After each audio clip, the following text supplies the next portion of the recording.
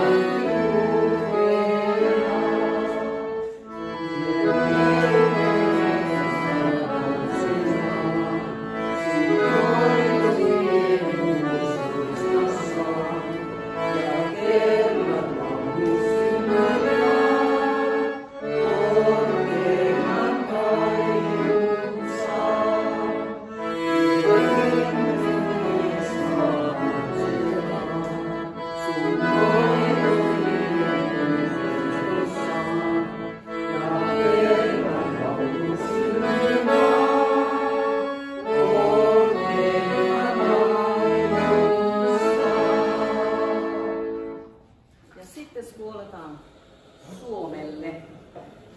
Skål, ei kun kippis, ei mikä se on, kippis, skål.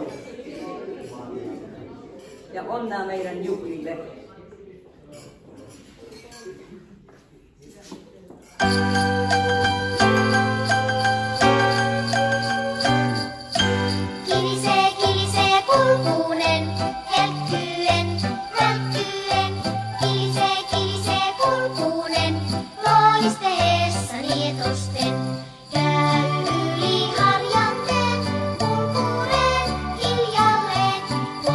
Suon ja laidunten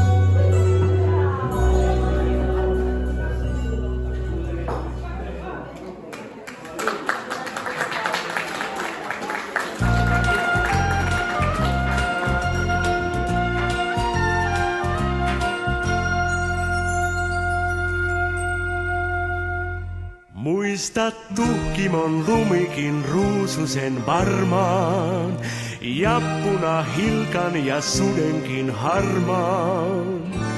Mutta porotää sulta usein unhoon jää. Petteri Punakuono oli poro nimeltään. Ollut ei loiste huono, Petteri menenänpään. Haukkuivat toiset illoin, majakaksi pilkaten. Tuosta vain saikin silloin joulupukki aatteen. Aattoilta pitkä on, taivaan valoton. Petteri pois nenässään, valon tuoda pimeään. Petteri siitä asti